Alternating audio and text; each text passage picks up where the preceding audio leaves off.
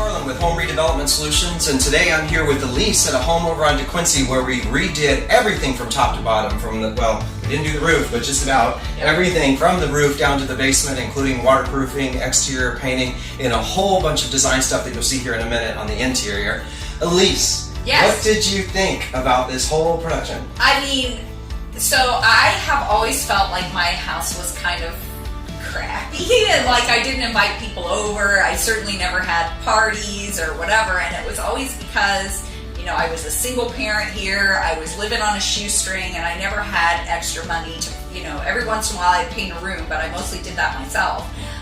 So to have a home that I feel comfortable in and I can invite people over to, and I had a big party Memorial Day weekend. I had 80 people here at a band, and it was really great. And so I feel really great about that. And I feel like anytime I've got friends in from out of town, I can invite people to stay. I'm not apologizing for my house anymore. And just, you know, everything is the way that I want it. I've been here 27 years.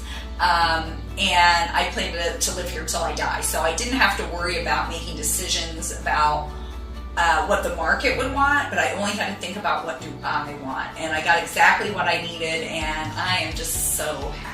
Oh, that's outstanding. That's always so good, which is what's, you know, the big reward in our work. It's like sculpting, so we take the visions of other people and turn them into what their vision is. And it's so rewarding at the end to have someone to share that testimonial that you just said. That's just so awesome. Did you start from a good vision? So like, when did the whole idea, because this was comprehensive, so we did top to bottom, interior, exterior, basement, we did a lot. So did you originally have this long-time dreamy vision? I don't know that I had a specific vision, and a lot of my decisions were kind of made on the fly. In fact, when I made the cabinet paint decision, I came over and it was kind of evening and all the electricity was off because they'd been redoing the electrical. So I'm looking at the floor tile and I'm holding my Sherwin-Williams sample up against it, and I said to Rosa, who works for the electrician, I said, which yellow do you think, this one or this one? And she picked the more subtle one, and I picked the bright one. But that decision was made on the fly. When I had been picking paint colors for in here, there was kind of a green that had more of a teal undertone, more like this, that I was looking at, and then I was like, wait a minute, I got green in the living room. It makes more sense to carry the same green through than have a different green and have it disjointed. So I was kind of making those decisions on the fly. I knew that I wanted yellow and blue for the floor tiles. So it's interesting, as I got to know you, you have artwork throughout. So you're like really, and actually I noticed that you do a lot with music, so you got a lot of music venues in that too. So you have this creative part of you anyway. So what was cool is that this is very much like a canvas. It was like an open canvas, and you just came in and like painted it. Yeah, I feel like I kind of did, and I never really trusted myself creatively, so it was kind of amazing to be able to do that and to see it come together and be like, oh, okay, I do have. Because I always have felt like I'm somebody who can't picture what things will look like, but it turns out I have a better picture than I thought that I did. So, I mean, I have to admit, as a designer, when I've worked with many clients that we've done tons of Eastside kitchens and baths, yours was the most unique and different for me because it stretched my conscience in terms of, like, if I were painting, the colors that I would select and how I would do it, and it turned out one of the most exciting because it came together so nicely. We're always influenced by the vision of what our clients tell us, and then we try to determine, okay, so what are we looking for? Color, texture, design, space use, you know, that kind of stuff. You just seemed from the get-go. Like, you're just like, this is what I want. And then that's what we do. I definitely knew I wanted to refinish all the floors, and I couldn't be happier with how that came out. Tony did a fantastic job. I did not know how labor-intensive all the tile work would be, and so impressed with Daniel. And if you're going to have somebody in your house while you're there and you're trying to work, Daniel is quiet and he's really inobtrusive to be working next to, which was really helpful. That's one of the things that I'm very proud of with Home Redevelopment Solutions is the fact that, A, the chemistry. We feel like we've pulled together a really great team of contractors that work for us, people who are on our team, and so it's been really amazing because we really can hit it and move on. So So when someone really presents us with a design idea, for me it's so incredible because I know who I'm going to plug in where and how it's going to go in terms of like the capabilities, the breadth and depth of what we can do. And that was what was cool about this one is when we first met you, I could see right away it was a start to finish, top to bottom, interior, exterior, basement. I mean, there was a lot that went into this production. Absolutely. I mean, now you have reclaimed your full home, even a basement space that now you can use. I mean, just really something. So the basement, is what I really like best about it is that it's dry and it's clean. And when I go down there and do laundry, I'm not going down crunchy area, and so it's good, clean, dry storage for me, which is good. Like I used to worry every time we got any significant rain. I would just be worrying about it. I remember one time I was at work and it was raining so hard, and I called my then boyfriend before I even had a sump pump.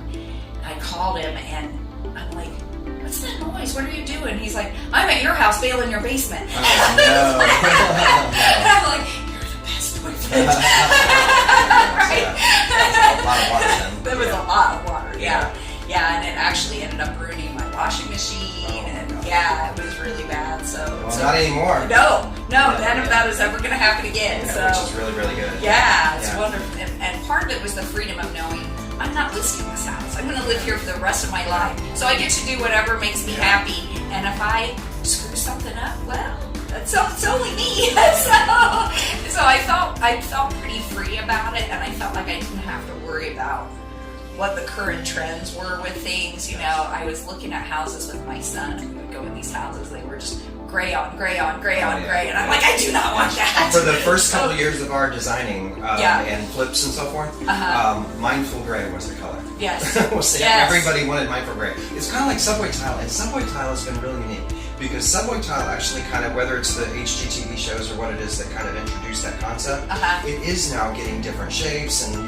different lengths, and then people are putting it in a little bit different, and you can have different combinations of grout, and so it's actually worked to be a really unique design tool, really. And if you remember, in the bathroom, the regular subway tile didn't end up being available, and so we used the bigger tile. And I'm so happy. I think the smaller tile would have looked silly. I really like the bigger tile. So some of these things just kind of happened and ended up being the best possible thing. So.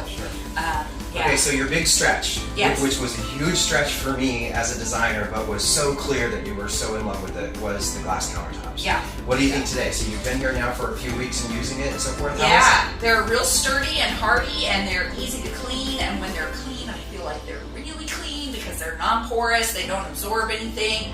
I am really happy. That's awesome. That's really awesome. Because that was a big dream for you. It was like you said, if you're going to have a splurge item, this is my splurge, and you really did that. That's such a unique design element to use such a hard surface, and it was so unique that the cost, of course, was really disproportionate compared to other things. But man, when you want it, you want it. Right? If someone was considering working with home redevelopment solutions from the east side of Indianapolis, which is where we seem to be getting all of our work, how did you find us, and what would you say to somebody? So I found you from Dylan, from the electrician, and I was, I had never done a remodel before of any significant amount. I'd done a lot of do-it-yourself stuff, or I'll hire this friend who's handy to handle this one thing for you kind of thing. And so I really needed somebody I felt like I could trust. And Dylan used to be my across-the-street neighbor. So I knew that I could trust him. And so when he made the recommendation, I thought, well, anybody that Dylan thinks a lot of is probably going to be pretty good. And then when you came out and I met you, and I was like, okay, this is somebody who's going to hear me. And I think that's really important. I think, sometimes people have their own ideas. When you go to get your hair cut and you tell the person what it is you want, and they do something totally different, right? So it's like, what if that happens with my house, right? So I felt like you really heard me, and that meant a lot. And so between that and Dylan's recommendation, that kind of solidified things for me, and I've gone on to pass your name around quite a bit because I feel really good about how this went. Oh, thank you. Yeah, actually, we had such a great time on this project. It was such a great way to start a new year. We'd just come out of the pandemic. We had all the different economic things swirling in the market, people uncertain about even small business. In the last year prior, we faced all of the materials shortages, Yes. price increases. I mean, there were so many different things. But we pulled out of that, and we've been doing this now on these sites since 2016, and thanks to referrals like Dylan's and others, it's been very helpful to our business. But it's just amazing to see how we've been able to just sort of stay in our lane, do really great development, and really one of the things that I'm enjoying so much is working with the clients like you, where I do get that opportunity to sort of stretch my design ideas and pull together production and be able to sort of coordinate with all the experts who do what they do, and to just continue to sort of, actually what I call it is soft places to land.